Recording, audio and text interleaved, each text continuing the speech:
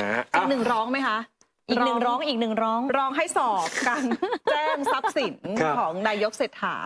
เป็นคุณเรืองไกร ลีกิจวัฒนะค่ะที่ไปร้องเรียนเอาไว้เพราะว่าก่อนหน้านี้นะคะก็คือนายกเศรษฐาเนี่ยต้องยื่นบัญชีทรัพย์สินแล้วก็หนี้สินนะคะพอบัญชีทรัพย์สินแล้วก็หนี้สินออกมาปรากฏว่าคุณเรืองไกรบอกว่าตัวเลขเนี่ยมันไม่มีอะไรเปลี่ยนแปลงแต่อย่างใด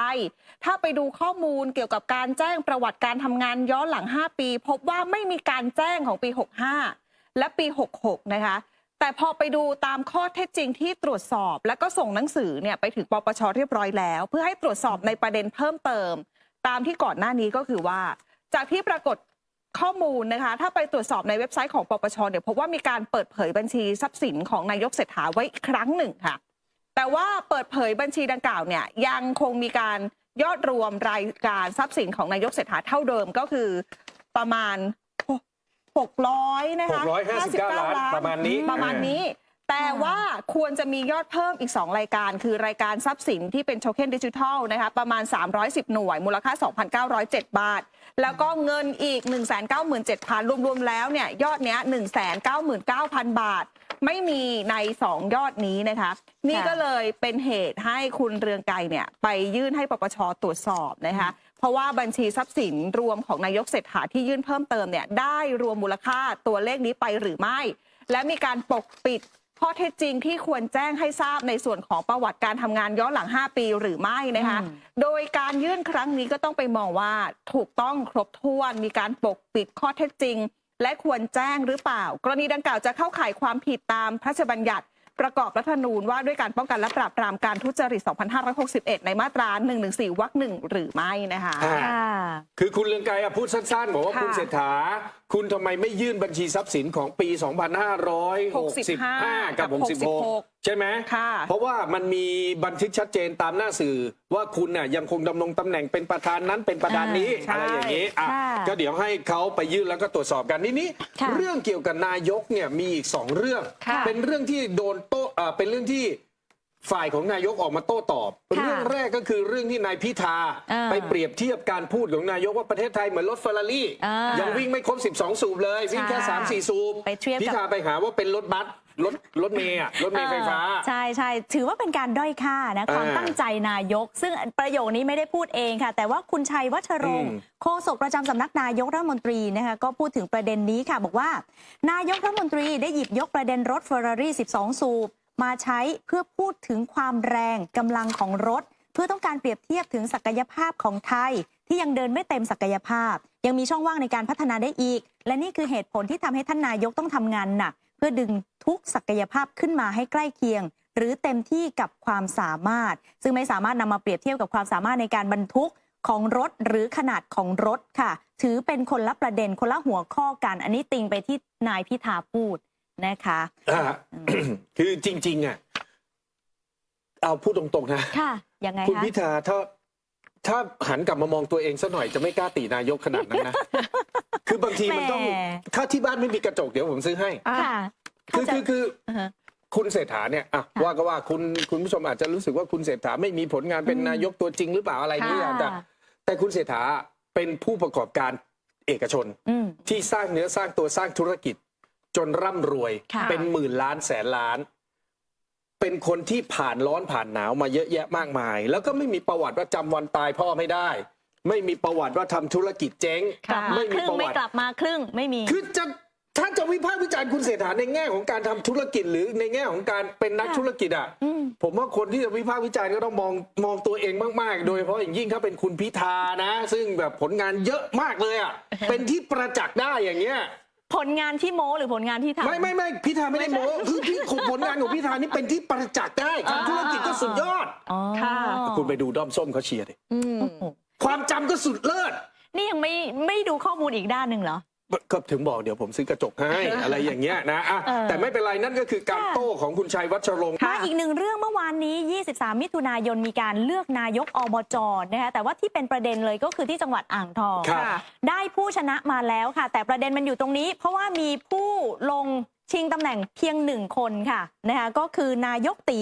เป็นอดีตนายกอบจอ่างทองค่ะหมายเลข1นะคะก็คือนายสุรเชษฐ์นิ่มกุลโดยมีการโพสต์ผ่าน Facebook องค์การบริหารส่วนจังหวัดอ่างทองก็มีการอัปเดตผลการนับคะแนนอย่างไม่เป็นทางการ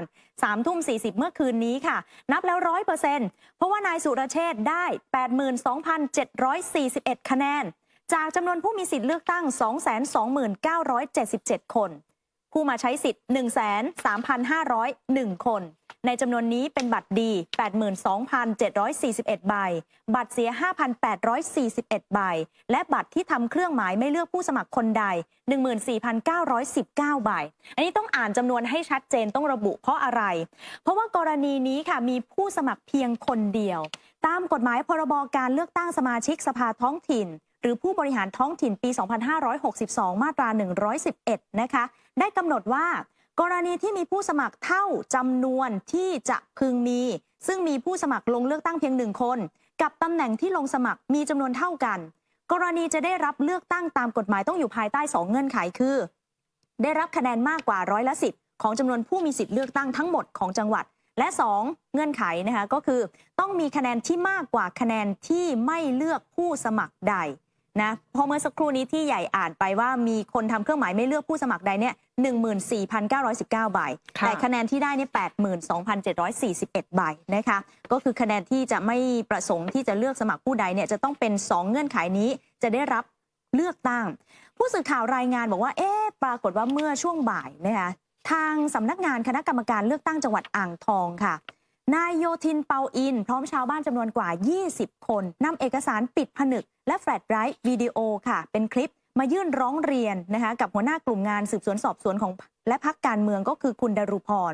นายสุวิทย์พวดชูพนักงานสอบสวนและไต่สวนชำนาญการกล่าวหาว่าผู้สมัครนายกอบจที่มีเพียงคนเดียวในจังหวัดกระทำผิดกฎหมายพรบเลือกตั้งในมาตรา65ซึ่งมีความผิดหลายวรรคในความผิดสัญญาว่าจะให้และจัดเลี้ยงหลังประกาศลาออกจากตำแหน่งนายกอบจอ่างทองในระยะเวลา90 วันค่ะโดยใช้เวลาในการยื่นหนังสือร้องเรียนและส่งมอบหลักฐานประมาณครึ่งชั่วโมงก็เดินทางกลับนี่ค่ะทางคือ ค่ะเอาอย่างนี้เขามีผู้สมัครเบอร์เดียวก็คือคนเก่าที่ลาออกแล้วก็มันมีเงื่อนไขตามกติกาว่าถ้าคุณมีคนสมัครคนเดียวถ้าคุณจะได้รับเลือกคุณจะต้องมีคะแนนมากกว่า10%ของผู้มีสิทธิ์เลือกตั้งทั้งหมดของจังหวัดผู้มีสิทธิ์เลือกตั้ง 229,777 คุณก็จะต้องมีคะแนนมากกว่า 22,097 หรือ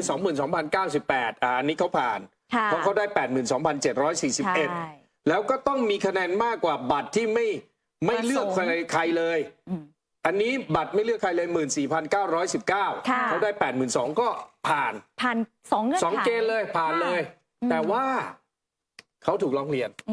เดี๋ยวลองดูแต่ผมจะชี้ให้คุณผู้ชมดูคือมันอาจจะโยงไปถึงเรื่องพรบประชามติแหละคุณผู้ชมดูนะครับผมก็ไม่ได้รู้จักคุณสุรเชษฐ์นิ่มกุลหรือนายกตีหรอกว่าเป็นการส่วนตัวเป็นใครแต่ทั้งจังหวัดเขาอะผู้มีสิทธิ์ออกเสียงเลือกตั้ง229,777แปลว่าอะไรฮะแปลว่าประชากรในจังหวัดจะเยอะกว่านี้นะนี่เอาแค่คนที่อยู่ในอายุเลือกตั้งได้ในเกณฑ์มาใช้สิทธิ์ออกเสียงเนี่ย103,501 คนมาใช้สิทธิ์ยังไม่ถึงครึ่งเลยใช่ค่ะจาก220,000จะต้องมาใช้สิทธิ์ถ้าครึ่งหนึ่งคือ114,489 คนปัดให้เลยนี่มาใช้สิทธิ์แค่ 130,000 แล้วคุณสุรเชษฐ์เนี่ยได้คะแนนไป 82,741 คิดเป็นของผู้มีสิทธิ์เลือกตั้งคือแค่37.44คือคนทั้งจังหวัดเนี่ยเลือกแกไม่ถึง38แบบเนี้ยแต่กติกาบอกว่าแกได้เพราะผ่าน2เงื่อนไขที่กล่าวไปคือมันก็จะคล้ายๆกับเรื่องประชามติที่ไอ้พวกโทษเกือบที่ไอ้พวกนักการเมืองบางคนน่ะมันพยายามที่จะแก้บอกว่าเนี่ยถ้าเวลาลงประชามติอ่ะถ้าเราไปล็อกข้อแรกก่อนว่าคนที่มาทำประชามติถ้าจะมีผลต้องออกมาเกินครึ่งหนึ่งของผู้มีสิทธิ์ไม่ได้ยากเนี่ยอย่างเงี้ยคุณผู้ชมเห็นไหมคือคุณสุรเชษฐ์จะพูดว่าผมมาจากการเลือกตั้งพูดได้แต่ผมมาจากเสียงส่วนใหญ่ของจังหวัดอันนี้พูดได้ไม่เต็มปากนะถ้ามาแบบ30%กว่าเผอิญคุณสุรเชษฐ์คุณเป็นกรณีตัวอย่างนะไม่ได้ว่าหมายถึงคุณนะเหมือนกันคุณผู้ชม ฉันจะแก้รัฐธรรมนูญฉันจะลื้อมาตรา112ฉันจะแตะต้องหมวดพระมหากษัตริย์ตอนนี้ใครจะวิพากษ์วิจารณ์พระมหากษัตริย์ต้องทำได้คนไทยมีทั้งหมดประมาณตีซะว่าผู้มีสิทธิ์ออกเสียง50 ล้านกันแล้วกันอย่างน้อยๆมันต้องมาเกินครึ่งก่อนป่ะ25-26 ล้านมาใช้สิทธินะแล้วต้องชนะในเกินครึ่งนั้นด้วยสมมุติมาใช้สิทธิ์25ต้องได้เกิน12.5 ล้านด้วยไอ้พวกนักการเมืองพวกนี้มันบอกว่ายากคนจะมาใช้สิทธิ์เกินครึ่งมันยากไอ้ตอนไปหาเสียงเนี่ยเราต้องห้ามดูถูกเสียงของพี่น้องประชาชนประชาชนเป็นใหญ่แต่พอเวลามันจะทำอะไรสักอย่างหนึ่งพี่น้องประชาชนไม่มาไม่เป็นไรเราไม่เอาแล้วดีกว่าเราบอกว่าไม่ต้องมาถึงครึ่งก็ได้พวกคุณเนี่ยมันโคตรดูถูกประชาชนเลยจริงๆเนี่ยคุณผู้ชมดูสิครับผมยกตัวอย่างให้ดูว่านายกอบจทั้งจังหวัดแต่เขาชนะนะฮะไม่มีใครไปว่าเขาแต่เขาชนะด้วยเสียงเพียงแค่37.44% ของจังหวัดพอมาดูสัดส่วนตัวเลขนั้นจะเห็นชัดนะคะก็ต้องดูค่ะว่าการร้องเรียนเนี่ยจะเป็นยังไงต่อไปนะคะ